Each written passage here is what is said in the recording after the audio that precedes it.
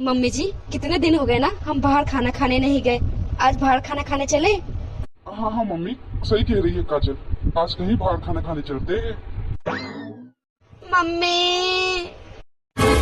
अरे पायल बेटा तू। मम्मी भैया, अब बहुत हो गया। आप लोग तो मेरी सुनते नहीं हो, तो अब मैं अपना ससुराल ही छोड़ के आ गई हूँ। अरे पायल बेटा, ऐसी क्या बात हो गई जो तू अपना ससुराल ही छोड़ के आ गई? मम्मी, एक बात हो तो बताऊं, मैं नहीं जी सकती ये गुलामी वाली जिंदगी। पायल, हमने तेरी शादी पूरी जांच पड़ताल करके फिर की है। और जहाँ तक हमें पता है, तेरे सास ससुर, तेरे ससुराल वाले सब सीधे साधे आदमी हैं। फिर तो कैसे गुलामी वाली जिंदगी जी रही है? भैया, मैं बिल्कुल ठीक कह रही हूँ। मैं उनके घर में गुलाम बन के ही रह रही हूँ।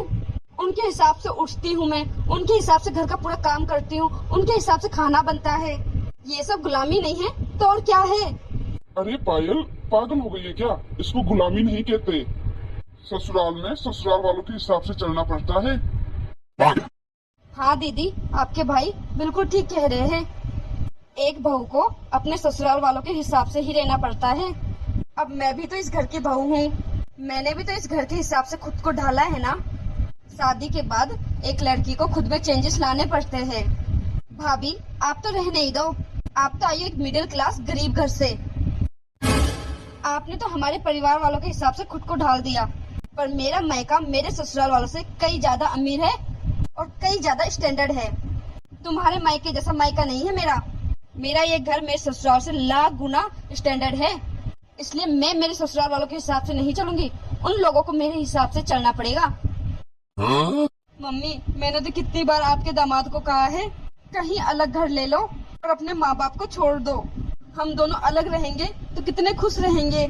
पर आपका दामाद भी तो माँ बाप का चेला है। कहते हैं कि मैं अपने माँ बाप को नहीं छोड़ सकता, तो फिर मैं भी उसको बोलाई, अगर तू अपने माँ बाप को नहीं छोड़ सकता तो मैं भी अपने माँ बाप को और मेरे मायके को नहीं छोड़ सकती। मैंने तो सीधा सीधा बोल दिया कि मुझे तलाक दे दे और मैं जा रही हूँ अपने मायके। मैंने तो साफ साफ बोल दिया, जब एक लड़की अपने पति के लिए माँ बाप छोड़ सकती है तो एक लड़का क्यों नहीं छोड़ सकता? क्या पायल, तूने इतनी बड़ी बात बोल के आ गई? तेरे को शर्म नहीं आई जीजा जी को ऐसे बोलते हुए? पायल, तुझे पता भी है तलाक का मतलब क्या होता है? तलाक लेना इतना आसान भी नहीं है। और तलाक के बाद एक लड़की को जिंदगी जीना बहुत मुश्किल हो जाता है, ये पता है तुझे? भैया, तलाक के बाद उन लड़कियों को जीने में मुश्किल होता होगा जिन लड़कियों के पास कुछ नहीं होता। मुझे तो तलाक के बाद अपने ससुराल से पूरे 25 लाख रुपए मिलेंगे। 25 लाख रुपए? पायल, तेरे ससुराल वाले इतने पैसे देंगे कहाँ से? तेरे ससुराल में कमाने वाले अकेले जीजा जी ही है, और 4 महीने पहले तो उन्होंने नया घर खरीदा है, तो इतने पैसे कहाँ से लेके आएंगे? वो लोग तुझे इतने पैसे नहीं दे पाएंगे, इसलिए इतने पैसों के सपने मत देख। अरे भैया, देंगे क्यों नहीं। मैंने तो उनको साफ साफ कह दिया है कि मुझे तलाक भी चाहिए और 25 लाख रुपए भी। भैया, इन्होंने जो नया घर लिया था ना, वो पूरे 50 लाख रुपए का है। इसलिए मैंने उन्हें कह दिया, या तो इस घर से अपने माँ बाप को निकालो, उनको गाँव भेजो, या फिर इस घर को बेचकर मुझे आधे पैसे दे दो। मैंने तो ये भी कह दिया, अगर तुम लोग मुझे पैसे नहीं दोगे तो मैं तुम सबको जेल में पहुंचा दूंगी, वो भी झूठे केस में, मारपीट का केस और दहेज का केस। अरे वाह पायल बेटा, तूने एकदम ठीक किया। अगर सीधे सीधे 25 लाख रुपए दे दे तो ठीक है, वरना उनको जेल में चक्की पिसवाना। ऐसा झूठा केस करेंगे कि उन लोगों को जमानत भी नहीं मिलेगी। और वैसे भी आजकल तो लड़की वालों की ज्यादा सुनवाई होती है। हाँ मम्मी, ये बात तो सच है। आजकल कोर्ट कचहरी में लड़की वालों की ज्यादा सुनवाई होती है। अरे मेरी फ्रेंड है पूजा, वो तो एडवोकेट है, शहर की बहुत अच्छी वकील है। उससे मैंने पहले ही बात कर ली। उसने बोला तेरे ससुराल वालों के ऊपर तो ऐसी धाराएं लगवाऊंगी कि तुझे पूरे के पूरे पैसे भी देंगे, तुझसे माफी मांगेंगे और जेल में चक्की भी पीसेंगे। अरे वाह बेटा, ये काम तो तूने बहुत अच्छा किया। चल अंदर कमरे में चलते हैं, तो थोड़ा रेस्ट कर ले और मैं तेरे कपड़े जमा देती हूँ अलमारी में। ठीक है मम्मी, चलो। काजल, मैं इस पायल को भी बहुत अच्छे से जानता हूँ और इसके ससुराल वालों को भी बहुत अच्छे से जानता हूँ। पायल अपने ससुराल वालों के साथ बिल्कुल भी अच्छा नहीं कर रही है। हाँ मनीष, दीदी अपने ससुराल वालों को झूठे केस में फंसाकर पैसे ऐंठना चाहती है। और झूठा केस भी कौन सा, मारपीट और दहेज। और सच तो ये है कि दीदी के ससुराल वालों ने आज दिन तक हमारे से कोई डिमांड ही नहीं की है। अरे काजल, तू डिमांड की बात कर रही है? पायल की सास इतनी अच्छी है कि उसने अपने सारे गहने बेचकर पायल के लिए गहने बनवाए थे। बस अफसोस तो इस बात का है काजल कि मेरी खुद की माँ पायल के गलत फैसले में उसका साथ दे रही है। हाँ, ये बात तो आप बिल्कुल ठीक कह रहे हो। एक बात बोलूं, आज जो दीदी का घर खराब हो रहा है ना, उसमें आधे से ज्यादा मम्मी का भी हाथ है। मम्मी की वजह से ये घर खराब हो रहा है। मम्मी जी को पायल दीदी को समझाने की जगह उल्टा साथ दे रही है मम्मी जी। और माँ तो उसको समझाने वाली है नहीं, साथ उसी का देगी। तो पायल का रिश्ता और पायल का घर हमें ही बचाना पड़ेगा। देख पूजा, मैं तो अपना बोरिया बिस्तर बांध के अपने मम्मी के घर आ चुकी हूँ। अपना ससुराल हमेशा हमेशा के लिए छोड़ दिया है मैंने।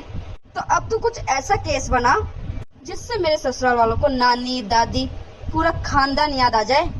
उनको भी तो पता चलना चाहिए कि क्या चीज हूँ मैं। और मेरे भैया भाभी ज्यादा चटक बन रहे इस घर में, उनको भी थोड़ा लाइन पे लाना पड़ेगा। दीदी, रसगुल्ले खाओगी? नहीं, मुझे नहीं खाना। खा लो दीदी, ये यहाँ की फेमस मिठाई है। आपके भैया लेके आए हैं बंगाली रसगुल्ले। मुझे नहीं खाने रसगुल्ले वसगुल्ले, जाओ यहाँ से। दीदी, कम से कम एक पीस तो खा लो। आपके भैया बड़े प्यार से लाए हैं आपके लिए। भाभी, आपको समझ नहीं आ रहा क्या? जब मुझे नहीं खाना तो मेरे पीछे क्यों पड़े हो? जाओ यहाँ से, मेरे सर मत दुखाओ। ठीक है दीदी। पायल बेटा, हाँ मम्मी। तूने रसगुल्ले खाए जो तेरे भैया लेके आए? बड़े टेस्टी है। मम्मी, रसगुल्ले तो मैं तब खाती जब मुझसे कोई खाने को पूछता। क्या बेटा, तुझे तेरी भाभी ने रसगुल्ले नहीं दिए? खुद बैठी बैठी खा रही थी भाभी यहाँ रसगुल्ले, तो मुझे एक बार भी नहीं पूछा। पर मम्मी, आप ये बात भाभी को मत बोलना, क्योंकि मैं नहीं चाहती कि आप दोनों सास बहू के बीच में कोई लड़ाई हो। इसलिए मम्मी, आप कुछ मत बोलना भाभी को। ठीक है बेटा, तू काफी समझदार हो गई है। ये क्या 9 बज गए और दीदी अभी तक सो रही है। ऐसा करती हूँ, इनको उठा देती हूँ। दीदी, दीदी, 9 बज गए हैं, उठ जाओ। दीदी, क्या है? क्या आफत आ गई है भाभी? अभी सुबह के 9 ही तो बजे हैं। सोने दो मुझे, जाओ यहाँ से। ऐसा क्या? तो दीदी, मेरी भी एक बात कान खोल के सुन लो। हमारे इस घर में लेट उठने का रिवाज नहीं है। जल्दी से उठ जाओ तो आपको नाश्ता मिल जाएगा, वरना दोपहर तक भूखा ही रहना पड़ेगा। भाभी, आप ये किस तरह से बात कर रहे हो मुझसे? क्या आप भूल गई हो कि मैं आपकी ननंद हूँ? इस सोने के चक्कर में ही मैं अपने ससुराल वालों से लड़के आई हूँ। वो लोग कहते थे सुबह 6 बजे उठना है बेटा, और मैं सुबह 10 बजे से पहले नहीं उठती। जाओ यहाँ से, सोने दो मुझे। दीदी, आपको मेरी बात समझ में नहीं आ रही क्या? और ये जो आपका ड्रामा है ना, ये आपके अपने ससुराल तक ही रखना, ठीक है? ये सब यहाँ नहीं चलेगा, क्योंकि मैं इस घर की बहू हूँ। अगर मैं यहाँ 6 बजे उठती हूँ तो आपको भी 6 बजे ही उठना पड़ेगा। यहाँ बहू बेटी में भेदभाव नहीं होगा। अब जल्दी से नहा धोकर बाहर आ जाओ नाश्ते के लिए, वरना खुद बना के खाते रहना। कुछ ज्यादा नहीं बोल रही भाभी आप शायद भूल गई हो कि मैं इस घर की बेटी हूँ। मेरा भी इस घर में पूरा अधिकार है। जितना भैया का है उतना ही मेरा अधिकार है, इसलिए आप मुझे ज्यादा रोका टोका ना करो। लोग भैया भी आ गए। अरे क्या हुआ पायल? भैया, ये भाभी मुझे सोने नहीं दे रही है। एक तो ससुराल में कोई चैन से रहने नहीं देता, और मायके में ये भाभी चैन से रहने नहीं दे रही है मुझे। अरे पायल, इस टाइम तक कौन सोता है? घड़ी में 9 बज चुके हैं। तेरी भाभी सुबह जल्दी उठती है 6 बजे और पूरे दिन घर के काम में लगी रहती है। तो तू ऐसा कर, तेरी भाभी के साथ घर के कामों में हाथ बटा। और वैसे भी तू बैठे बैठे क्या करेगी? तेरा भी मन लग जाएगा, थोड़ा काम धाम कर ले इस घर में। क्या भैया, मैं इस घर का काम करूं, भाभी के साथ हाथ बटाऊं? हाँ पायल, अब इस घर में रहना है तो कुछ न कुछ करना ही पड़ेगा। तो आप मुझे कुछ पैसे दे दो।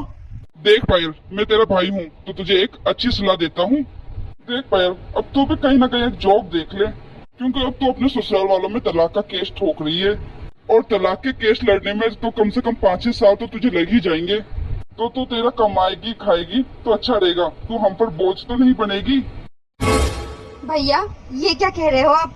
आज तो मेरा इस घर में दूसरा तीसरा दिन है, 2 दिन में ही मैं तुम्हें बोझ लगने लग गई। हाँ दीदी, मैं भी आपको यही कह रही हूँ। आप इस घर में पूरे दिन खाली तो बैठी रहती हो, बस फोन चलाती रहती हो और अपनी सहेलियों से बातें करती रहती हो। अब मेरी बात अब ध्यान से सुन लो। मैंने तो इस घर का बहुत कर लिया है, अब इतना मुझसे इस घर का नहीं होता। अब इस घर का तीनों टाइम का खाना अब आपको ही बनाना है, क्योंकि इतनी गर्मी पड़ रही है, मुझसे इतना काम नहीं होता। क्या क्या भाभी, इस घर का तीनों टाइम का खाना अब मैं बनाऊं? हाँ भाभी, अब इसमें इतना हैरान होने की क्या बात है। अब आप यहाँ पर परमानेंट रहने आ गई हो तो हम आपको मुफ्त की रोटी तो तोड़ने देंगे नहीं। आज से अब आपको तीनों टाइम का खाना आप ही को बनाना पड़ेगा। अरे बहू, तुम दोनों पागल हो गए हो क्या? कैसी अनाप शनाप बातें कर रहे हो? मम्मी, इतना हाइपर होने की कोई जरूरत नहीं है। अब पायल इस घर में रहेगी तो इस घर का काम तो करना ही पड़ेगा। अब रहा बाकी घर का काम, वो तो काजल कर ही लेगी ना। देख लो मम्मी, अब भैया भाभी को मैं इस घर में बोझ लगने लग गई हूँ। पर पायल, बुरा मत मान, महंगाई इतनी बढ़ गई है कि तेरे आने से हमारा घर का पूरा बजट हिल चुका है। अब तुझे इस घर में रहना है ना, तो तुझे कमा के भी लाना पड़ेगा और घर का काम भी कराना पड़ेगा। बस मनीष, मैं कब से सुन रही हूँ, इसका मतलब ये नहीं है मैं कुछ बोलूंगी नहीं। मेरी बेटी तुम दोनों को बोझ लग रही है ना, तो ठीक है, मैं अपनी बेटी को लेकर गाँव चली जाऊंगी, फिर रहना तुम दोनों आराम से। हाँ मम्मी, आपने ये बात बिल्कुल सही कही है। आप पायल को लेकर गांव चले जाओ, क्योंकि जैसे पायल अपने सास ससुर से अलग रहना चाहती है, वैसे हम भी अलग रह के शायद खुशी रहेंगे। और मम्मी, पायल भी हमें इसलिए बोझ लग रही है क्योंकि वो अपने ससुराल वालों से लड़ झगड़ के आई है और उन पे झूठा केस भी डाल रही है। क्या तुम दोनों मुझसे अलग रहना चाहते हो?